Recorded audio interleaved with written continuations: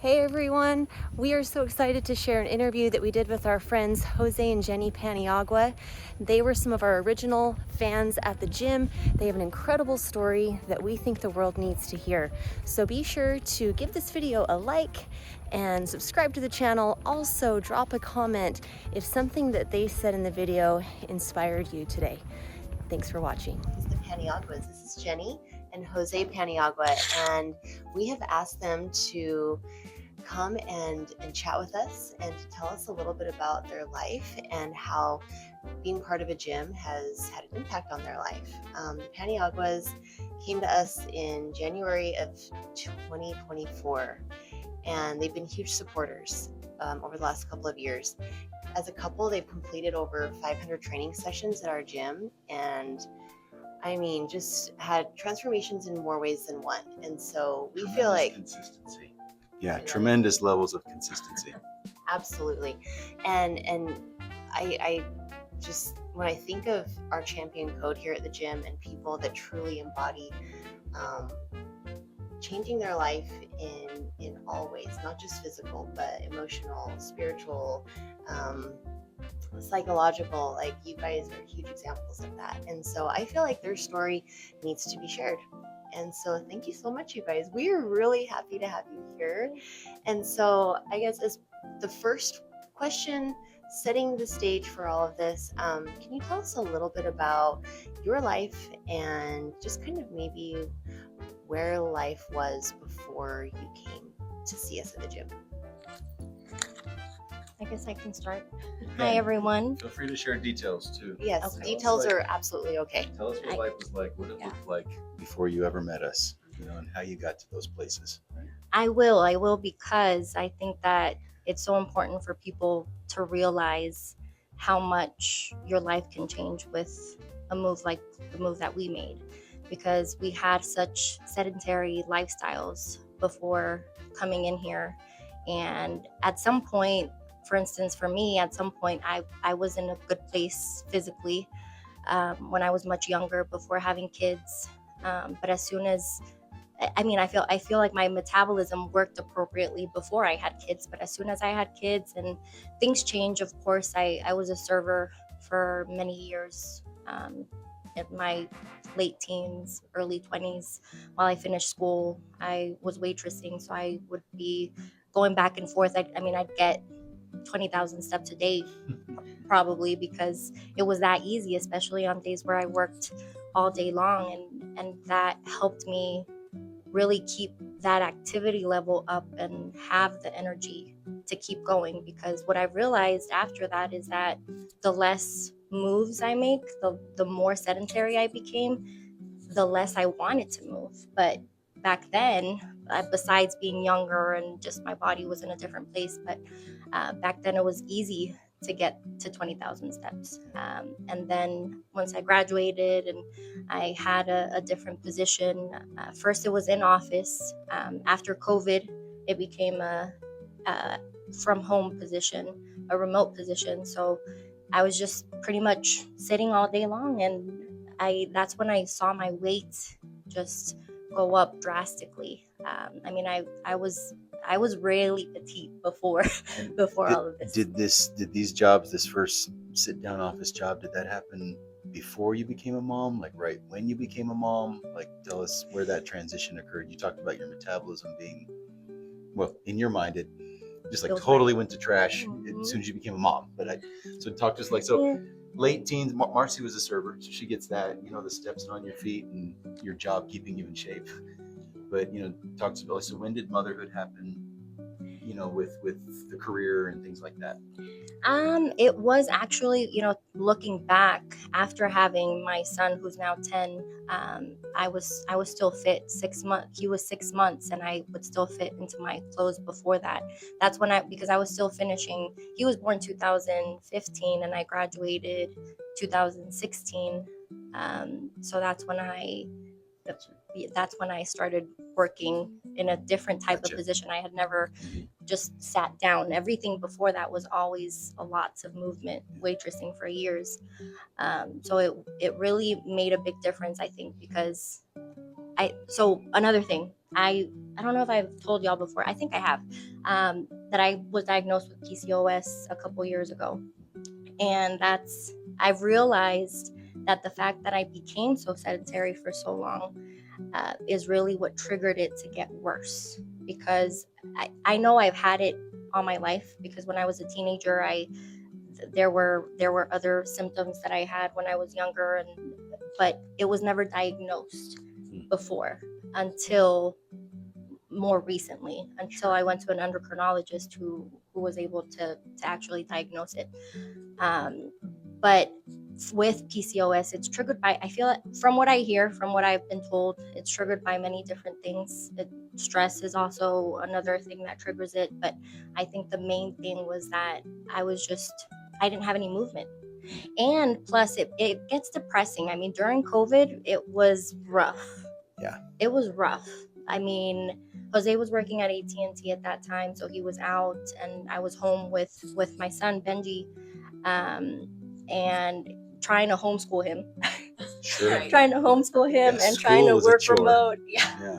It was, and he was in kindergarten, so Sure. it wasn't that difficult. But at the same time, it's still being in the same four walls. And another thing with PCOS, if you lack vitamin D a lot of times. So my body, I guess, was already, you need some sunlight. I do, yeah. And I was inside. You need to be able to get time. outside. Exactly.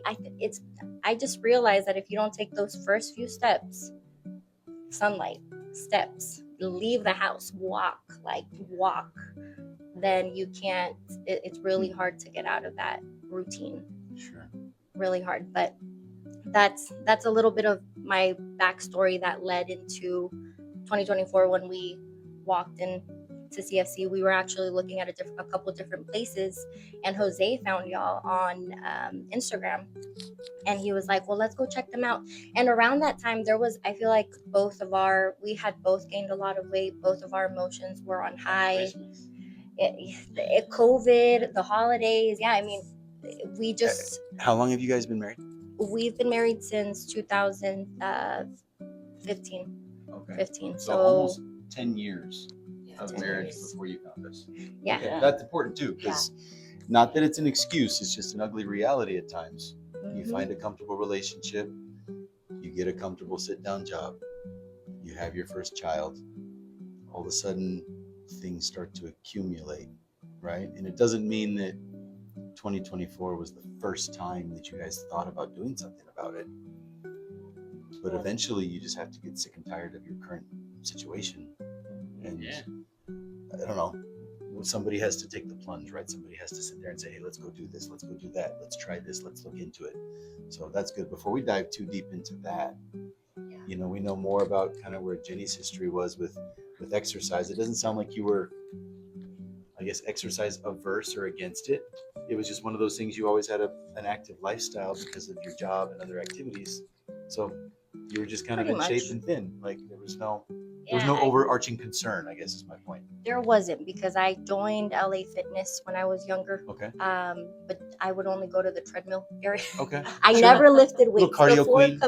Before coming into CFC, I never lifted weights.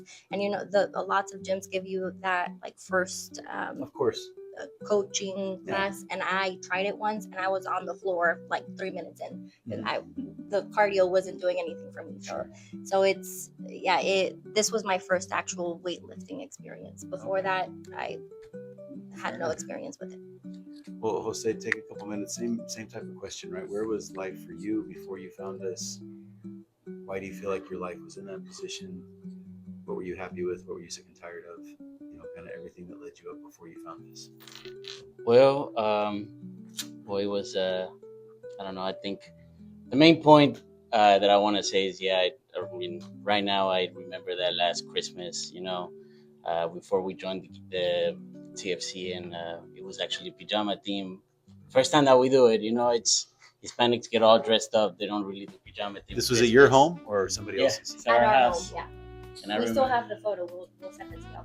I was gonna say, we're like in the front PJ of the photo and we with look the family so party. different. Yeah. And just remember that I mean, it was more than anything. Yeah, it was fun, but it was an excuse because I didn't feel like getting dressed, nothing fit, and the pajamas and the plain black tee was just everything and anything, and it's just, I don't know. I remember how hard it was just to get around with my baby being so young, getting into the little playhouse, and I I would like to say I didn't know why, but I knew why, you know. But before anything, yeah, my upbringing, we weren't really big into exercising. I think one of our main mentalities always of being Hispanic is always rewarding ourselves with food, you know, and getting together for eating only, you know, Yes. and massive amount of food. And They don't even ask you if you want more. They just put more on your plate. yeah, You know. And you don't want to be disrespectful. Of course. Right? So you take more on your plate. There's always that grandma who's going to be upset if you don't finish your tamales. yeah. Enjoy it. Enjoy it all. And growing up, I mean, my parents were diabetic when I was a teenager, so sugars were cut out, but still carbs, they were not as cut out as much as I think now. Sure. When I was in high school, of course, everybody played a sport. I ran cross country. I liked it. I liked running. As soon as after I graduated high school, I just stopped. I got, of course, my 20s were just they were just working and drinking, you know, to be honest. Yeah, that's where I was at. And when I met Jenny, of course, I got a little more serious. It was working and drinking and what I would like to say, quote unquote, spending time with my family. I mean, I was there as much as I could, but now thinking about it, I am now there more than I was before because of me, you know, not because of them. And yeah, COVID years. I was working at AT&T, so sometimes I would work 6 days a week. It could be like 60-hour weeks. And I remember at that time we would just get home and have a few beers with my wife, and that's what it was all about. You know, for a long time until like around 2024 was when I was fed up with my job, which was for 8 years. It was my career for such a long time. And I remember I took some time off before I quit that job, and really I think I would like to say that summer of 2023, I went through a stressful time with myself, not even with my family, because my wife was always so supportive, like always. But thinking that I wanted to get in shape, and I went and started running. I wouldn't sleep, so I would actually go run at 3 or 4 in the morning. And at that summer, I don't know what I did. I worked myself up to running a mile. And the first time I went for a mile, I don't know. I felt like I could do more, and I felt like the way I ran the mile wasn't how I used to be as a teenager. Sure. And I was too much in my head. I got on my bike. I rode my bike around for an hour as fast as I could, and I hurt my knee. And I had to go to therapy for a long time. The pounds were just coming up. You know, from summer before the 2024, I make that excuse that my leg hurted for this and that. And yeah, I remember now that I have I can squat really good. I don't have that pain in my leg how I used to, you know, because now I have overall strength all around my house. Not my house, I'm sorry, my leg. But yeah, I mean, those were I think 2023 summer to coming here were dark times. Gotcha. Dark times. But tell me something else, Jose. Like, I wasn't raised in an environment. I mean, I had lots of food growing up. I don't think I had the amount of food that maybe most Latino households enjoy at parties. But I wasn't raised around alcoholic beverages. You know what I mean? Plenty of soda pop, whatever, but no alcoholic beverages, right? And there's not as much of a reward, I don't think, when you sit down after a tough day at work and you have a Coke. Like, I don't think that's super common, right? People don't come home and have 6 cans of Pepsi before they go to bed. But I think there are plenty of people who come home and have a 6-pack before they go to bed. But talk to me about the mentality of that. Maybe not yours personally. Maybe it is yours personally. I don't know. I don't want to make assumptions. Why is it that some people find themselves stuck in that routine? Because from the way you described it just now, yeah, in your 20s there was probably social events and parties where there was a lot of drinks. Like, I don't know if you went out to clubs or dancing and things like that, or if it was mostly just family and friend related get-togethers where there was drinks. I don't know, house parties, so to Everything. speak. And that's what I mean. I'm assuming it was. But even then, into your late 20s, and as you're working, and as you get married, and you have your first son, right? It doesn't sound like that habit really changed. It just looked different. Because instead of parties, now it was, oh, I just had a bitch of a day at work. I'm tired. I'm going to have, like, what was a normal night when you came home?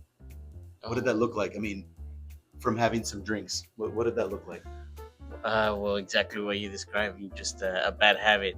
I mean, just I would think I want to get off work and have me a beer, 1 or 2 or 3, and sometimes it wasn't every day. But I would like to say that, I mean, yeah, it was more than every other day, you know, and it was just more than anything an excuse, you know, an excuse to run away what was really going on at home.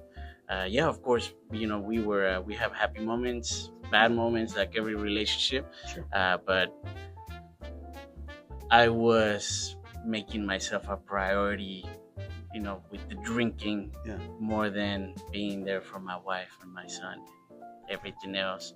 And yeah, it's an excuse, a reward for having such a hard day at work. Right? You get to unwind, you know, take the edge off. It's just the words I've heard people say. Yeah, it's a nice cold beer after work, you know. Gotcha. Okay, well, just because I know there's going to be people that'll watch this at some point that can probably relate to that same type of situation. There's very few people that come home and, like you said, more than every other day. So if there's 7 days in a week, it's safe to say there was probably 4 or 5 nights you were having drinks every week. Yeah. And, you know, I'm not accusing you. I'm just saying, based the way you described it, that's a lot of alcohol. You know what I mean? And for somebody who knows that they want to stop, sometimes they have to see somebody who's changed themselves, right? I don't want to fast forward, but I know things are different for you now. Yeah. You know what I mean? And that's a big deal. I know that they're different for you now. So I do feel like we know a little bit more about what life looked like before. So now let's go back and revisit. You said the Christmas party happened. There was a photo that apparently you were uncomfortable with. I'm assuming the way you looked in the photo. And I'm sure there were other people that didn't look good in the photo too. It wasn't just you guys. But if you just, but that's the world we live in, right? I'm sure if you asked 90% of the other people in the photo, they were like, oh, I hate that photo. Oh, I hate the way I look. Like, we're so critical of ourselves. But instead of making an excuse and trying to say, oh, you know, it's not the right time, my knee still hurts, I still enjoy my beers at night, whatever, you know, something shifted, something clicked, and you kind of were diving into this a little bit. Who was the one that was saying, no, it's time, we need to go do this, let's go look at this place? You know what I mean? I don't know how many gyms y'all looked at. I don't even remember that part of our conversation when we first met. I just remember we were new. We had no reason earning your business. We'd been open for 3 or 4 months, and we had just barely started advertising on social media. Like, we were faking it to see if we could make it. Like, fake it till you make it is very much. What I was gonna say. That's the same. We were doing the best that we could to fake it to see if we could make it. No, I totally agree. I was going to say, I remember you guys coming in and you brought the kids with you, and Casey did the sales pitch, and I remember you guys were so quiet, and they were so nice, and just sat there and you listened to Casey, and I kind of sat off to the side too, and I thought, I can't tell, like, are they going to just say, like, thanks, no thanks, or are they going to, like, actually sign up? Are we going to sign up somebody? You know? and then you totally surprised us. So anyway, that's So talk to us about how that led up to our appointment and what you were thinking, what you were trying to find, you know, what your motivations were. Does that make sense?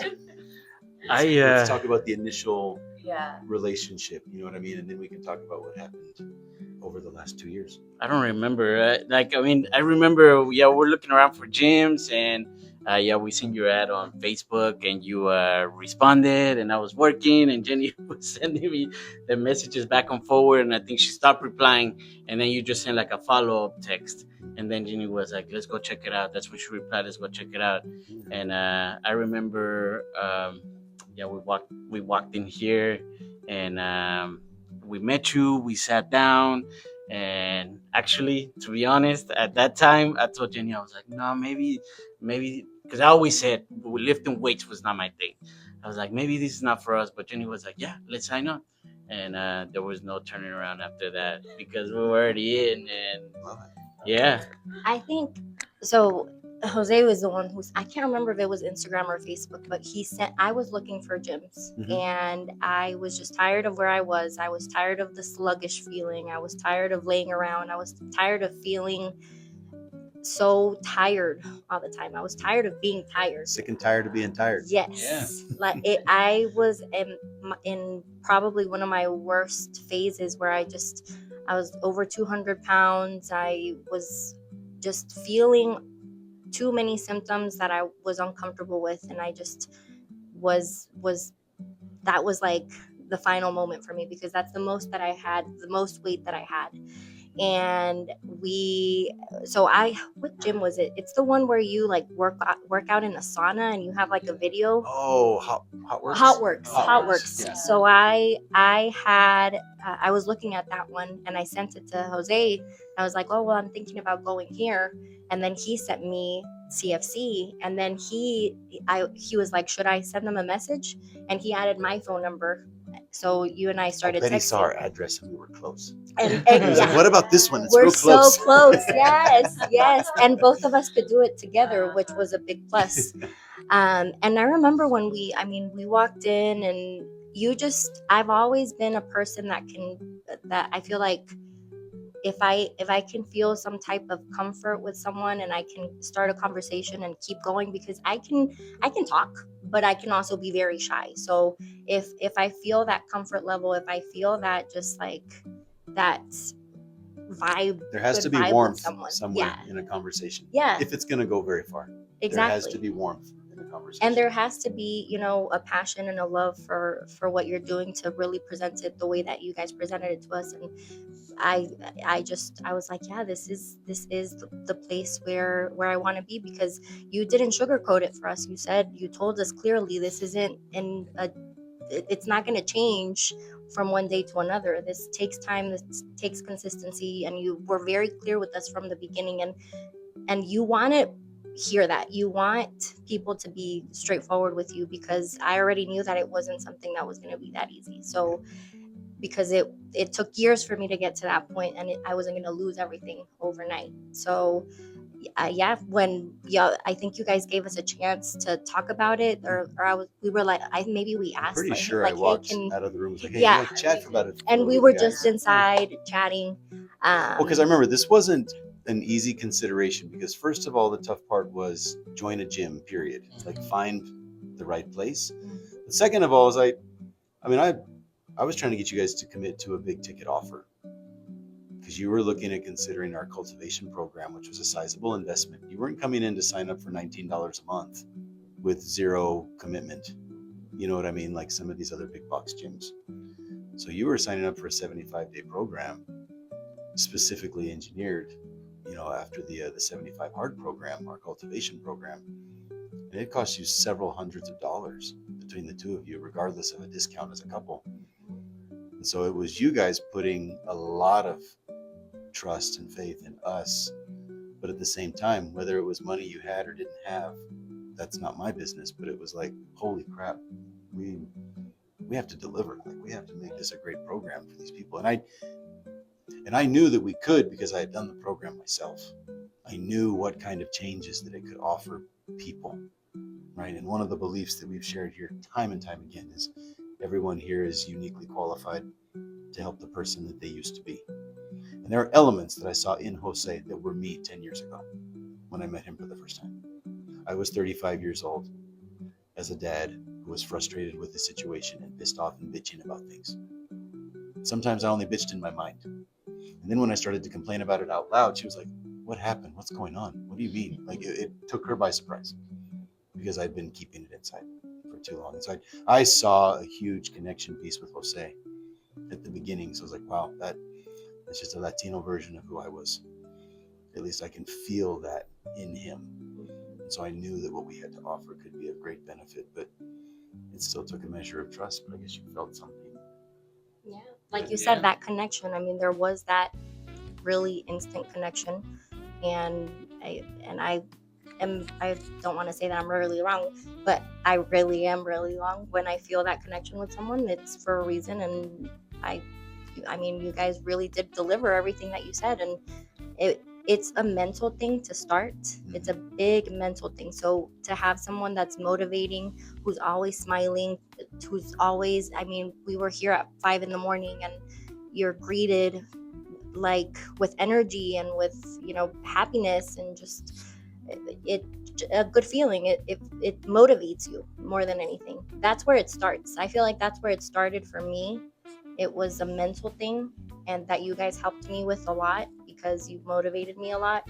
And once that strength started coming in, and once that routine started kicking in, and one thing, it was the domino effect, just with good things, like one thing led to another.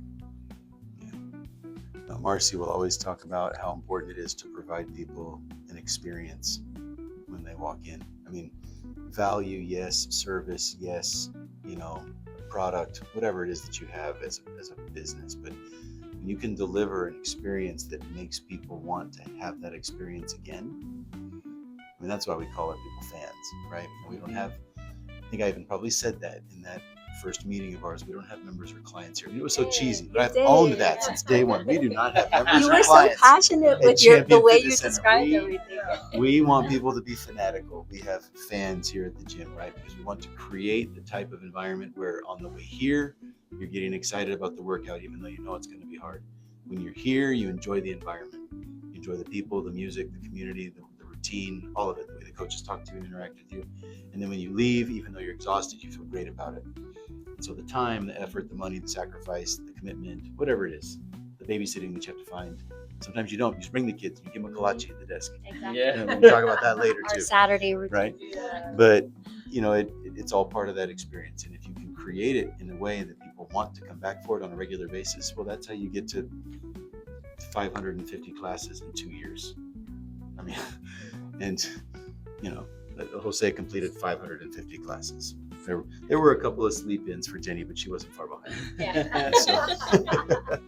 So, okay, perfect. Now we kind of know how this launched. So it's now 2026. We're headed towards 2027.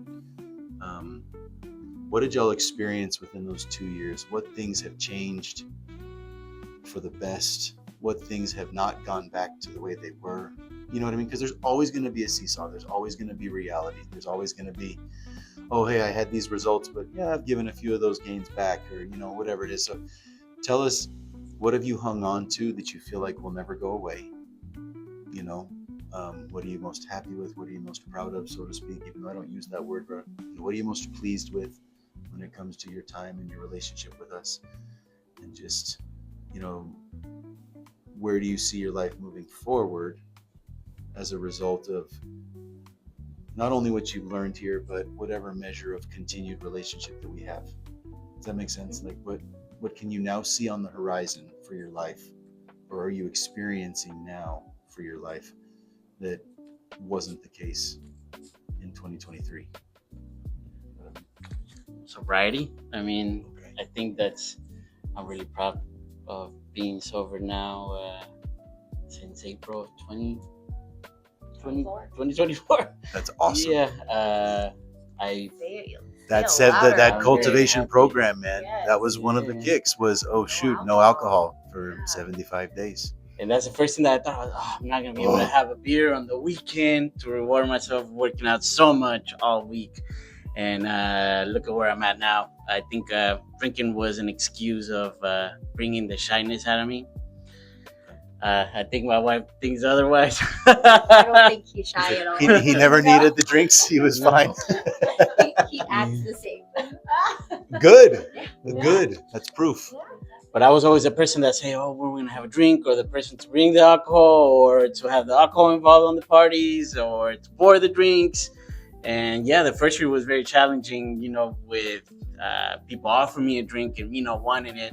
But I actually, one thing that I remember is listening to one of the podcasts from Andy, where he talks about how you are in when you decline a drink. Sometimes you don't feel bad, that you're doing it for yourself. Just decline it, and that's it. Don't think about it anymore.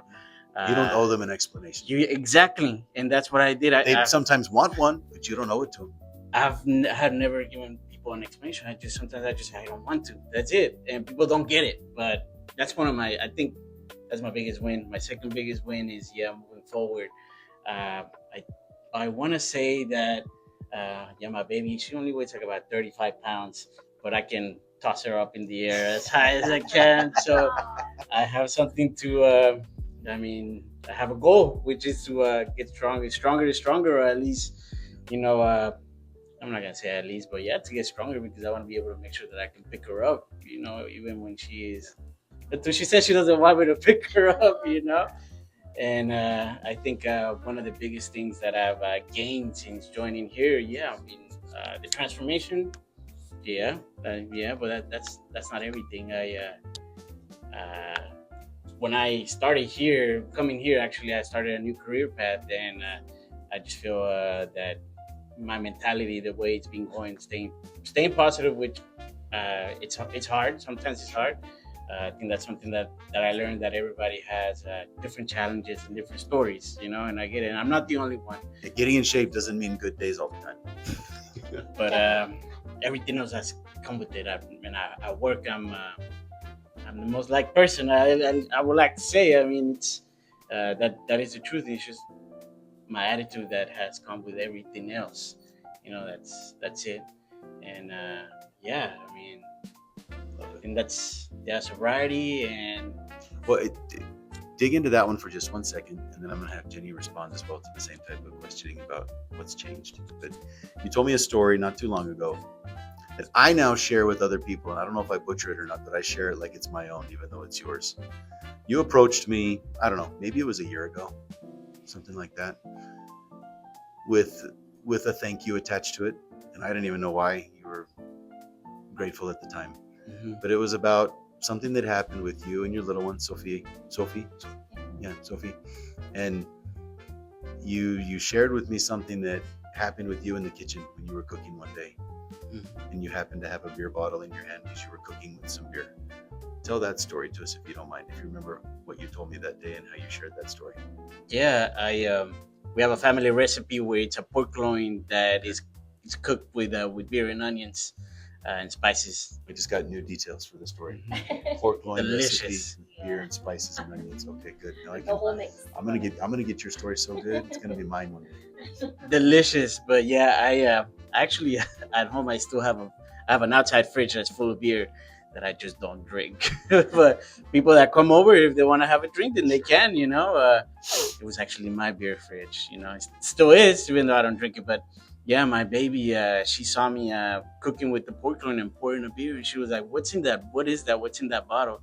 And I was like, "It's a beer. It's an adult drink." She was like, "What does it taste like? What is it?" She was just like, so she just wanted to know what it was. She didn't know what it was, and at that time, I was just like, "Oh, I guess she hasn't really seen me drink a beer, or it's been that long ago, And and I remember, because the difference is your son knew exactly what kind of beer you liked, because I think you even told me one time, no, Casey, you don't understand. Like, she's never seen me drinking, but like Benji used to bring me my favorite at parties all the time, and my buddies and I would laugh because my son knows what I like. He could barely walk, and he'll bring 2 bottles of beer and bring it to everybody. And yet you had a little girl who maybe she was only 1 or 2 at the time, so she just doesn't remember, because now that she was 4, almost 5, she's never seen her daddy drink. That's huge. My son, he still tells me, "Daddy," he told me recently, "You remember when your favorite drink was Crown Royal?"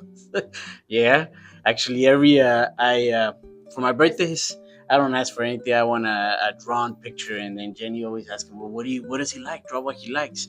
And like, yeah, there was like a year that he draw, the music that I would listen to YouTube and a bottle of Crown Royal, and the ones that he's drawn for me recently, yeah, there's like change, like it's completely different.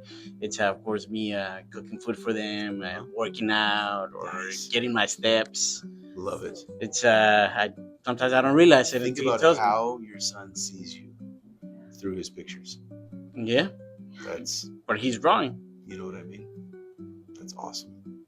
Thank you for sharing that. Sorry, I had to get that story in here. From him. Like, we need that story. Yes. But Jenny, for you, 2024 happened. You made the decision. Sounds like you were the one that said, no, I think this is our gym. Jose was like, okay. And then he found out a little while later he had to stop drinking beer as part of the program. He's like, oh, shoot. But what has changed for you in the last 2.5 years? What will never go back to the way it used to be? What are you most pleased with, when it comes to yourself and your progress and those things? Yeah, well, I was also, we were both big drinkers before we joined and before we did the challenge. The day before we started the challenge, we went to, what is this, Katie Beer Garden place? Not Katie Beer Garden, another Brewery. Yeah.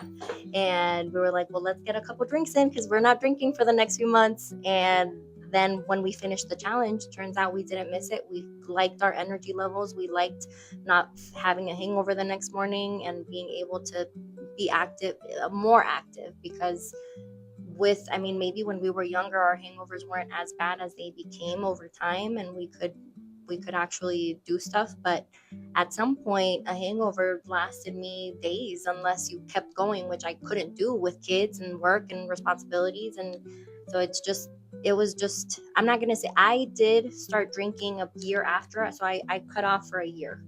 I stopped drinking for a whole year, but then it wasn't exactly a year after that when I've had maybe I can't even think of how many times I've had a drink, but it hasn't even been that much. Not enough to be drunk, not enough to, maybe I've had one hangover since then. I just don't miss it. Sure. And it hurts. Say when you reintroduce it now, it hurts. It's different than when you were in your mid-20s and it was everyday life or weekly life. Now mid-30s, it hurts. So I don't miss the heavily drinking because we were big shot people. During COVID, we were FaceTiming with family. I can't remember for what event, and we were taking shots FaceTiming with our family. So we were both pretty heavy drinkers, and that's the environment that we met in also when we first. We mentioned being the restaurant game. Exactly. You know what I mean? There's a lot of socializing that includes drinks in the restaurant game. A lot of stress, and especially after a night when you're closing tables at 11 or 12 and it's like, okay, when you've had a bad day or Jose said, you tend to either prize yourself with a drink or say, well, I had a rough day and I need a drink. So that's what we used it for. And now I don't use it for that. So that's a big change because it's not often. Right now, I can't remember the last time I had one. And again, I don't miss it because I know it also just affects my progress with trying to gain muscle, with trying to stay as active as I can, because for a long time I was doing a 5-6 day a week workout for a very long time, and now I'm doing maybe 3 times a week or so and getting some walks in also, but I just don't want to lose that discipline completely. Sure. That's something that is completely besides my physical transformation, which I know we've shared a picture with you guys with the same outfit, the before and after with the same outfit, and there's such a huge change, and it's just that's one of the main transformations, but also mentally a huge transformation. It is crazy how much you can change. Well, one of the things that we tried to hammer home in the cultivation program when you were going through 75 hard was it going back to a habit that may or may not be the healthiest of habits, even if it's just socially from time to time. The difference is when you feel in control of making the decision. Mm-hmm. For me, I already mentioned it's never been about alcoholic drinks, but put some ice cream in front of me and try to watch me say no. right? Like it. So it's one of those deals that when you learn to effectively sit there and say, no, you know what? I'm going to have a drink tonight. But it's a conscious decision. Yeah. It's not an emotional reaction. Does that make sense? It's not a moment of weakness or a moment of levity or celebration. It's a, no, you know what? Yeah, babe, I'm going to have ice cream tonight. Babe, I'm going to have some pizza tonight. Like everybody knows that, okay, ice cream and pizza and beer, classically not like things we should do all the time, right? But when you make a conscious decision, as opposed to just responding out of emotion, you've improved. Yeah. You've grown in mental toughness. Exactly. Because now you are in control. It's not the emotions that are driving your decisions. And so I'm glad that you touched on that. That even when you decide to have a drink, to me, at least that's what I heard. It sounds like it's very much just a conscious decision. You probably even look at Jose and you're kind of like, hey, babe, I'm probably going to have a drink tonight. And he's like, okay, baby. Yeah, You're out at a restaurant. It's like, and you're an something adult. looks It's all good. appetizing, Yeah, have a drink. and- You know, it's like, it's not a big deal. There's no judgment because he's not watching you have a bad day at work and then go on a bender. You know, It's not what it used to be. That's for my point. either prizing yourself. either one of you have slipped Or into that that emotional. older behavior Yeah. or younger behavior, however you want to look at it, from your past. If that's that mental toughness, like you said, that's a big transformation. That, I mean, of course, you still have your moments where you will indulge in a little bit of chocolate or other things that are not alcohol related, but I try to be consistent with that too, because with PCOS, the more sugar, the harder your body processes. So I try to also limit that as much as I can, but it does require a lot of mental toughness, and it started there. It started with being able to let go of that drinking, and it just made a huge difference. But I mean, and the last thing that I would say in the biggest transformation is now our family overall, because our kids are now extremely active. Like we were telling y'all before we started today that we just signed both of them up for soccer next season, because Benji was the only one in soccer. Sophie was doing gymnastics, but now they'll both be doing soccer and gymnastics. Well, Sophie will also be doing. So now it's the family activity is nice, because the more I see them just at home laying around during the day doing nothing, not much activity, the more they talk back, the more they are upset, the more screaming there is, but the more movement and activity there is. Like as soon as we get off of work, let's go do all your activities, like go to your gym, go get a walk, and go just be more active. So that has caused a big change for sure in our family overall, that they're watching us be active. They're watching us talk about going to the gym. They're watching us talking about going on a walk, and now they're interested in it too. They're interested in being active. There's another phrase that I've heard a lot, that children and people in general,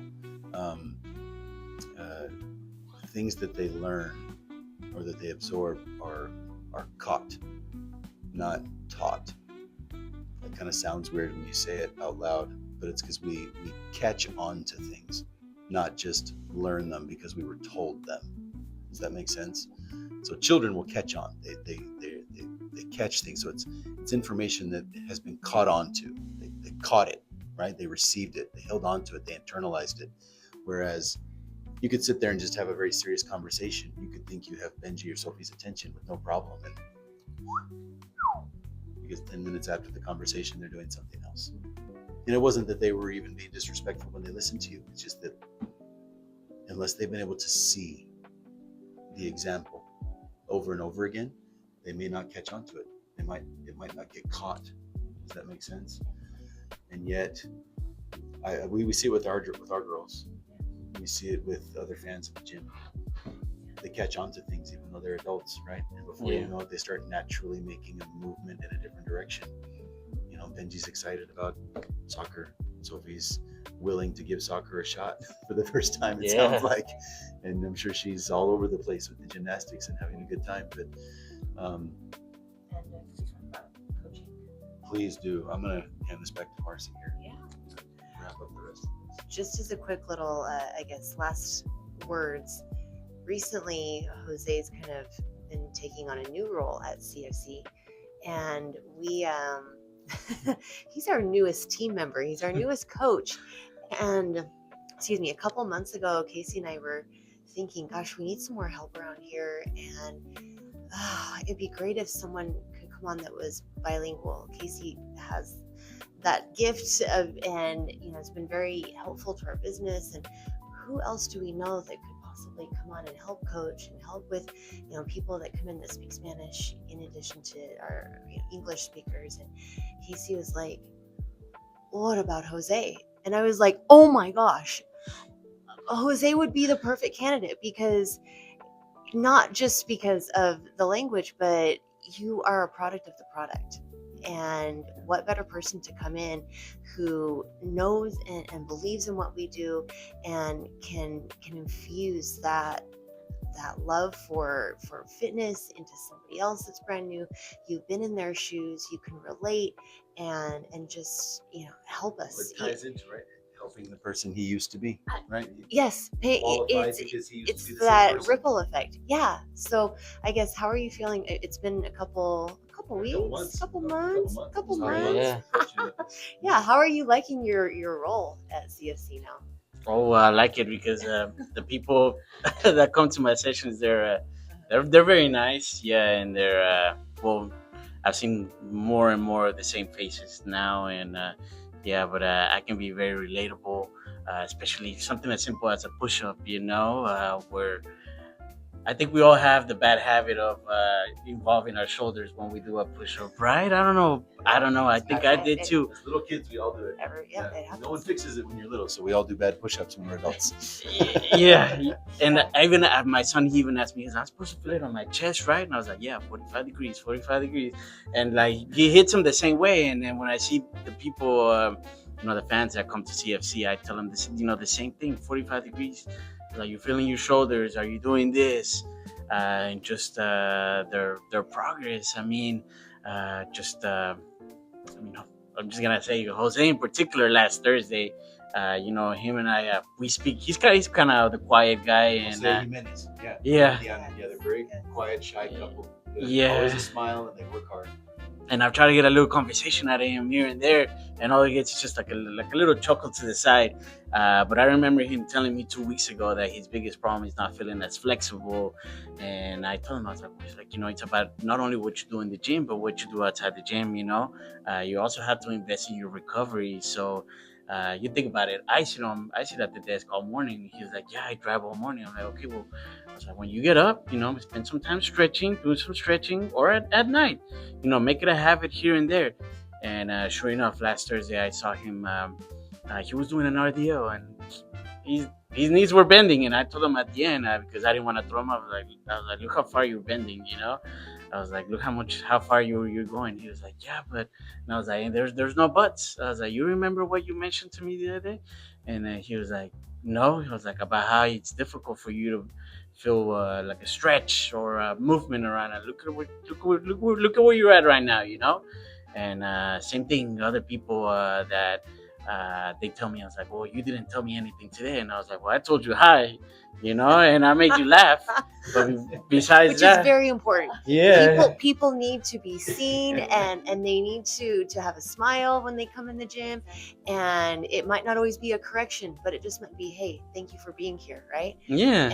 And that means something, and it makes them want to come back, not just to get a workout, but because they've had an experience with a coach, right? Yeah. And you've had that yourself, so you know how to give that to the fans that come in.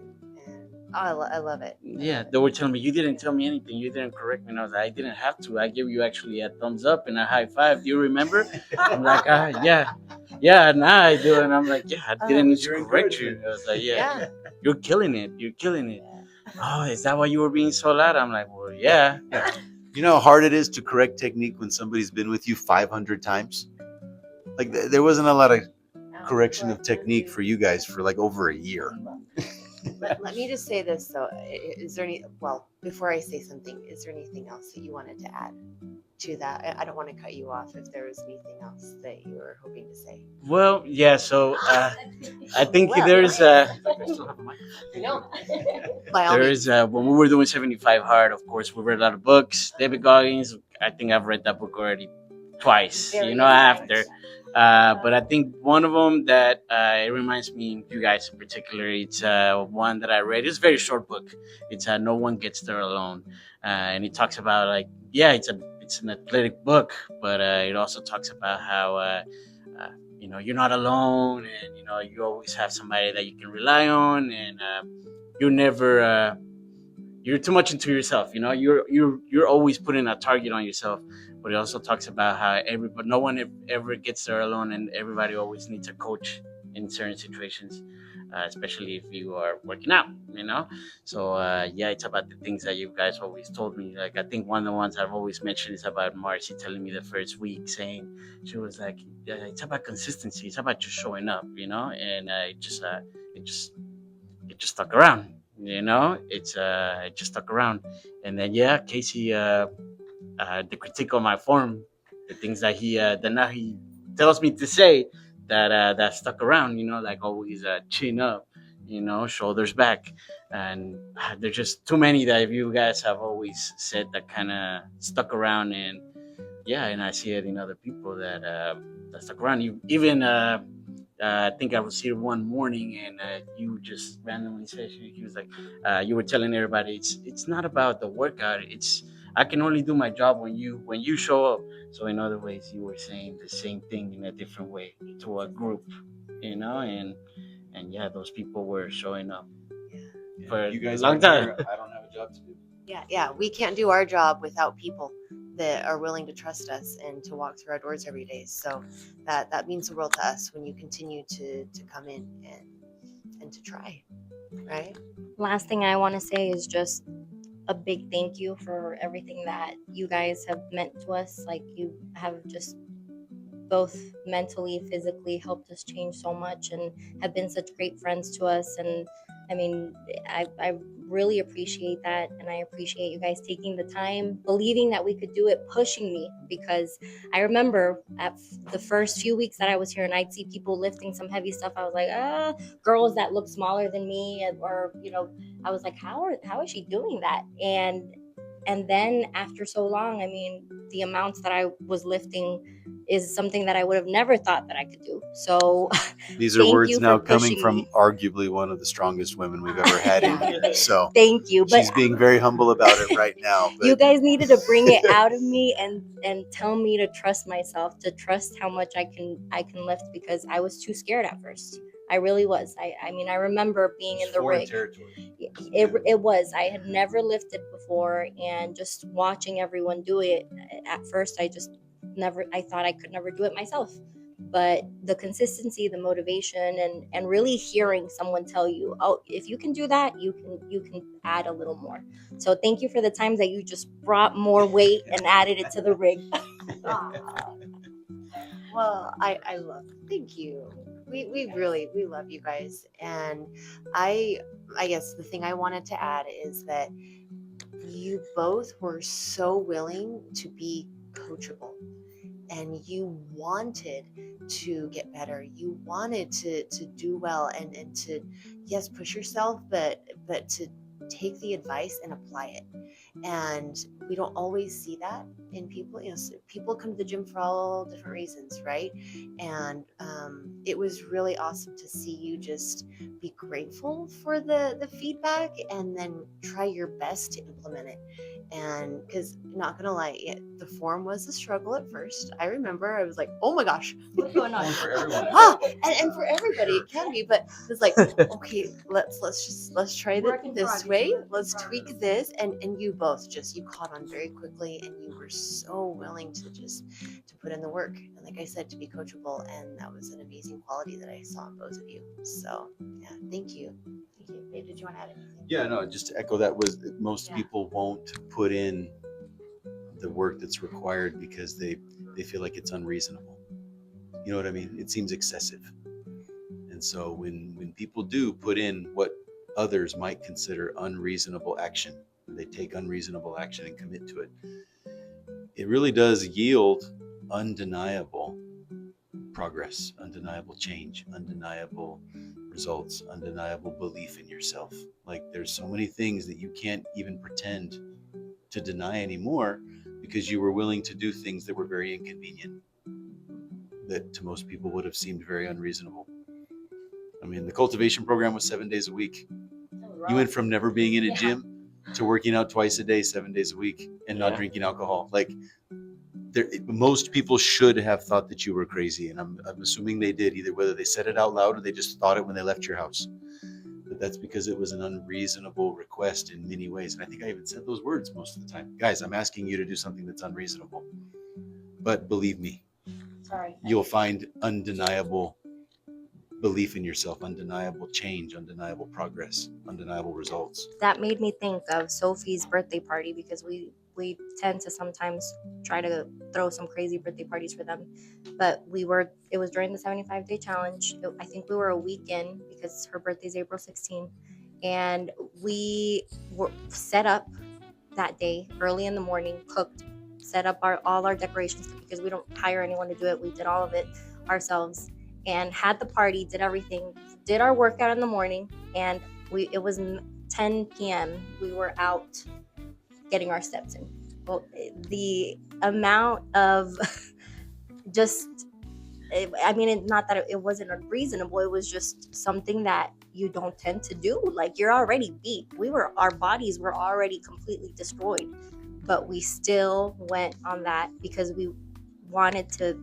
It was already something mental for us, where we said, we won't slack off. We won't take a day, because that's part of it, that you were following the whole thing through as it should go. So even on that day where that was probably the busiest day, where I don't know how we still survived and went on a walk after that. It was dark and it was 10 p.m. and we were completely beat up, but we got our 45-minute walk in at the end of the day. Love it. Yeah, Those I are the remember days that. that are the deposits you put in the bank that you don't forget. Because now it's been over 2 years and you still remember walking at 10 o'clock at night on the evening of Sophie's party, exhausted, saying, why the hell are we doing this? Well, because you made a commitment to do it, and you didn't want to break the commitment, because you've probably already seen and experienced just enough of the change that was there on the horizon at that time, where it was like, no, let's do this, because we're going to be mad at ourselves if we don't. Yeah. And we owe it to ourselves, because we said we were going to do this. Oh, and we put some skin in the game. We got some stuff on the line here. This guy Casey is coaching the crap out of us. His wife is coaching the crap out of us. Like, they want us to be successful. It doesn't take any talent to go for a walk late at night. It just requires a little bit of commitment to it, right? You don't have to be skilled. There's no special education involved or anything like that. You just have to say, okay, I'm going to do something that most people would consider unreasonable, a little unnecessary, and they can't understand. They're not supposed to understand. So I'm super grateful. I'm going to hand this back over to Marci in a second, but I'm super grateful for you guys. I love you too. I love your family, everything that you've been for us, the trust that you put into us from a time when we didn't deserve any of it, because it's people like you who are helping us become who we want to become, right? It's your progress and your stories and your change that are helping us build the vision that we are trying to build, right? The community. Exactly. And what it's going to mean for others. So it's stories like this that we want to be able to share with others. I'll let Marci wrap up this video, but tell the camera about what we're doing next. But thank you so much for being here tonight. Thank you so much, you guys. As you can see, amazing stories to share. So appreciate you guys. Thanks for being here on YouTube with all of us. Like, subscribe, all those things you're supposed to do and say at the end of a YouTube video. If you made it this far, thank you for sticking around. Come see Coach Jose Thursday Come see nights. Coach Jose. He's Thursday nights. Yeah. 5:30 and 6:30. Be there. We'll catch you next time. Bye. Bye.